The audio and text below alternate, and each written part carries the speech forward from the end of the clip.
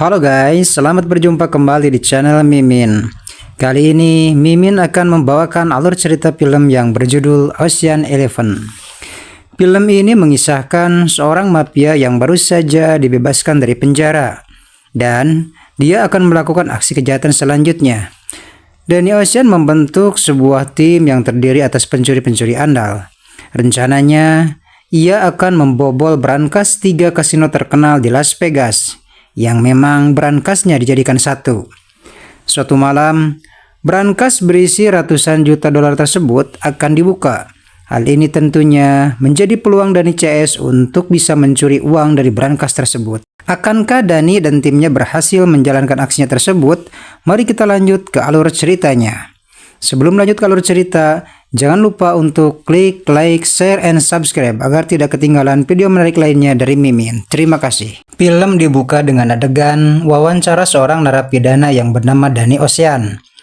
Dia mengatakan bahwa dia nekat melakukan aksi kejahatannya karena frustasi telah ditinggalkan oleh istrinya. Beberapa saat kemudian, dia dibebaskan dari penjara. Setelah dia mengambil barang bawaannya di petugas sita, dia memutuskan untuk menemui teman lamanya yang bernama Frank, di mana Frank saat ini sedang bekerja di sebuah kasino. Namun, karena Frank masih bekerja, Danny pun menunggu Frank untuk selesai bekerja. Tidak lama kemudian, setelah Frank selesai kerja, mereka pun ngobrol-ngobrol santai. Di sini, Danny menanyakan tentang keberadaan temannya juga yang bernama Rusty. Frank Catton can't get past the gaming board. Seen him?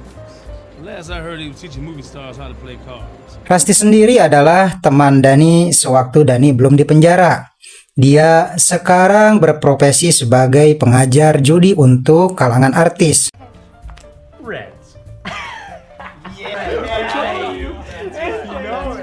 Di sela waktu istirahat melakukan pekerjaannya, Rusty menyempatkan diri untuk minum-minum di sebuah bar. Namun ternyata, di saat dia balik untuk menemui murid-muridnya, ternyata di sana sudah ada Danny.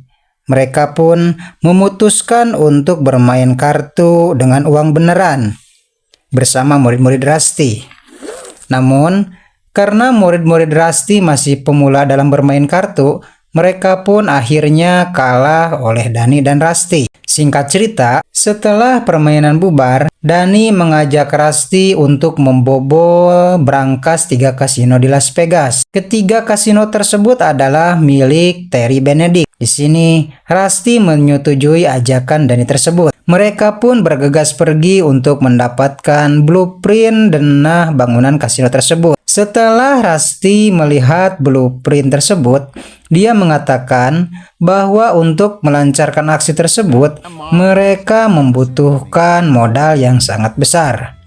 Untuk itu, mereka memutuskan untuk pergi menemui seorang pengusaha yang bernama Ruben untuk meminta menjadi pemodal dalam aksi mereka tersebut. Ruben ini ternyata dulunya mempunyai kasino di Las Vegas.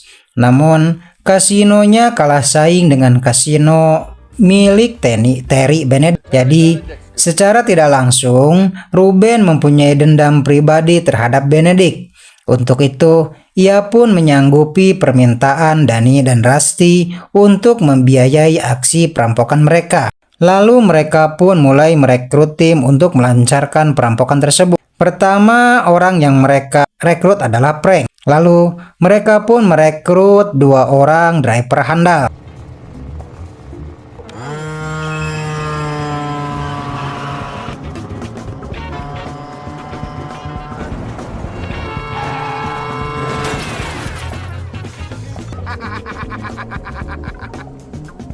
Setelah itu, mereka merekrut seorang ahli IT, seorang ahli peledak untuk meledakkan brankas, 1 orang penyusup yang berasal dari Cina, dan seorang yang ahli menyamar yaitu Saul. Jadi, sekarang mereka berjumlah 10 orang. Dan untuk melengkapi timnya, Danny pun merekrut seseorang yang memang belum pernah mereka kenal sebagai kuda hitam dalam aksi tersebut. Jadi, mereka merekrut Linus, seorang pencopet jalanan. Ini dilakukan agar aksi mereka tidak gampang dibaca oleh petugas kepolisian. Jadi, sekarang mereka berjumlah 11 orang. Singkat cerita, mereka pun berkumpul di Las Vegas untuk menyusun rencana pencurian tersebut. Tahap pertama, mereka berpura-pura menjadi pengunjung kasino yang akan dirampok untuk mengetahui aktivitas rutin kasino tersebut. Mereka juga meretas kamera pengawas agar bisa dikendalikan saat perampokan. We have a visual impairment on the northwest. Copy that, I see them.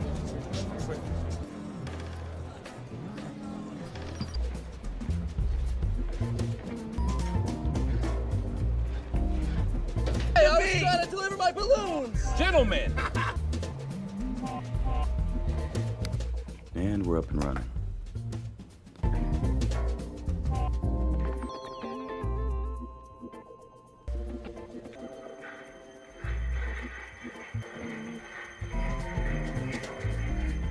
Setelah berhasil meretas kamera pengawas, mereka pun membuat tiruan brankas yang sama persis dengan brankas yang akan mereka rampok. Sebagai simulasi pembobolan brankas tersebut, mereka pun mengutus Saul yang ahli dalam penyamaran untuk pergi ke kasino dan berpura-pura ingin menyewa brankas tersebut. Di sisi lain, Linus mendapatkan tugas untuk memata-matai Benedict dan mencari tahu apa saja kebiasaan Benedict. Di saat Linus memberikan laporan kepada Rusty, di sini Rusty melihat kehadiran Tess, mantan istri Danny, yang ternyata sekarang adalah istri dari Benedict. Lalu, di sini Rusty pun paham kenapa Danny memilih target kasino Benedict yang akan dirampok. Ternyata adalah untuk balas dendam. Sementara Saul membuat sibuk Benedict dengan aksi penyamarannya, Daniel pun menghampiri Tess, mantan istrinya. Di sini, Danny mengatakan bahwa penyebab dia dipenjara adalah karena sudah mencuri sesuatu dari Terry Benedict. Selang beberapa saat, Benedict datang menghampiri mereka sehingga membuat mereka canggung. Singkat cerita, sehari sebelum hari perampokan, mereka mencuri alat yang bisa mengeluarkan gelombang elektromagnetik yang sangat besar untuk mematikan listrik di area sekitar kasino.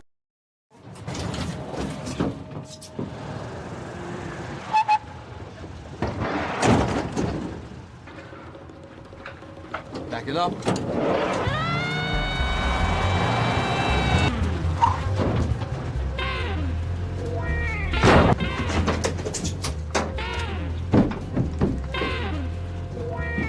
Pada pagi harinya, mereka mendapatkan laporan dari yang bertugas meretas kamera bahwa ternyata Danny tertangkap kamera saat sedang menghampiri Tess, mantan istrinya. Karena dianggap Danny melibatkan urusan pribadinya dalam misi, Danny pun dikeluarkan dari tim karena dikhawatirkan akan menggagalkan aksi perampokan yang sudah mereka rancang. Di sini, Linus pun bertugas menggantikan Danny.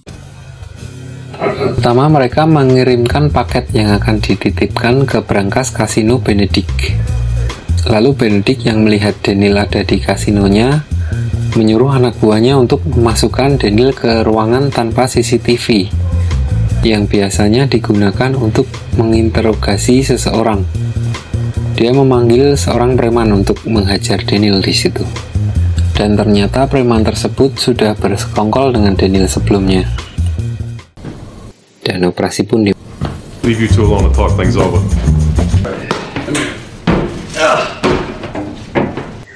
Lalu Linus menyamar sebagai komite perjudian negara untuk mencuri password dari Benedict. Dia pura-pura menangkap Frank yang bekerja di kasino dan mereka berantem di dalam. Goddamn cracker. Excuse me? Black man can't earn a decent wage in this state. I'm trying to do my job, sir. Do your job. What you want from me, man? Horrible thing to say.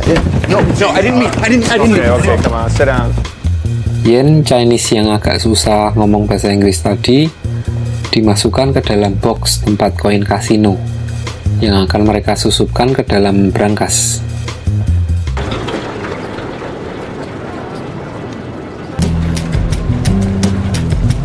Alright, where's your card? Oh, God, I think I lost my car. You are so stupid. You know that? You're a nymph. Hey! Keep it down. Just tell me, where did this High roller's room. 1 p.m. Zerka? I'm very satisfied. Saat Ian udah masuk, Saul tiba-tiba pingsan di dalam ruangan monitor kasino. Lalu mereka memanggil dokter, dan dokter yang datang adalah Rusty. Saat Linus udah dapat passwordnya, dia pergi melalui atap elevator, dan dia bertemu dengan Daniel.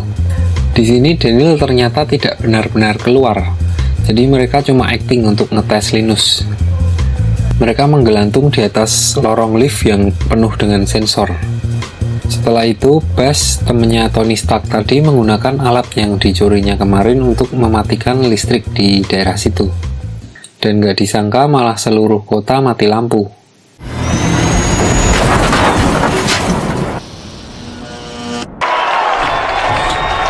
Daniel sama Linus langsung turun menuju ke berangkas. Mereka mengatasi 2 penjaga berangkas dengan mudah. Lalu Ian memasang bom pada pintu berangkas dari dalam, dan Danny juga melakukan hal yang sama dari luar.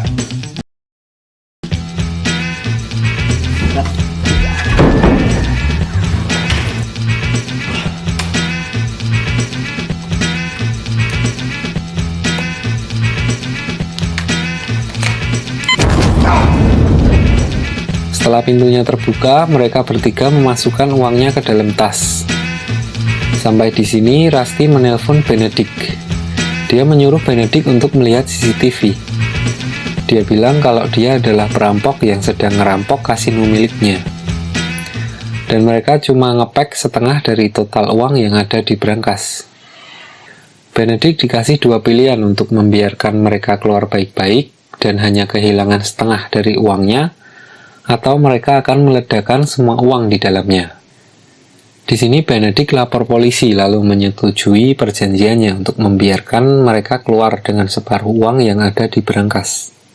Setelah uangnya dibawa ke mobil, tim SWAT turun ke berangkas dan tanpa sengaja malah meledakkan bomnya di dalam sehingga uangnya juga ikut meledak berserakan. Cutting power now.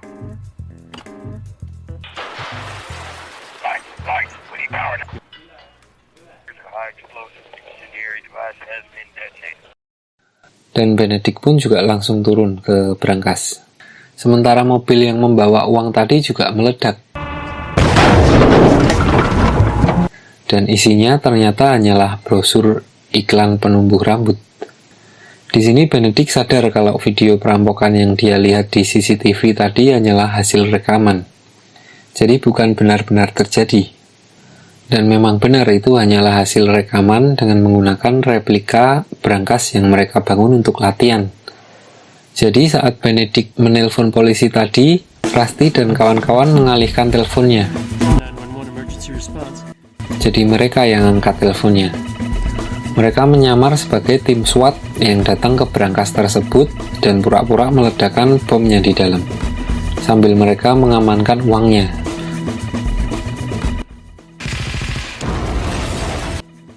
Dan mereka pergi dengan menggunakan mobil SWAT dengan senyum manis di wajah. Sementara Benedict langsung pergi ke ruangan tempat Daniel dihajar. Dan bener aja dia masih dipukulin di situ, tapi cuma acting. Di sini Rusty menelpon Tess untuk menyuruhnya melihat TV yang udah dia retas. Dia melihat CCTV yang sedang merekam Daniel sama Benedict. Di dalam CCTV tersebut, Daniel bilang kalau dia bisa mendapatkan kembali uang Benedict. Tapi Benedict harus menyerahkan Tess. Dan Benedict bilang dia setuju. Mendengar jawaban Benedict, Tess kecewa dan langsung pergi dari hotel. Di luar dia ketemu lagi dengan Daniel yang sedang dibawa ke penjara lagi. Cuma kali ini dia tidak didakwa dengan hukuman yang berat. Cuma beberapa bulan. Sementara Rusty dan kawan-kawan sampai ke tempat persembunyian mereka. Bersama-sama mereka pergi melihat air mancur beneran yang terlihat sangat indah hari itu.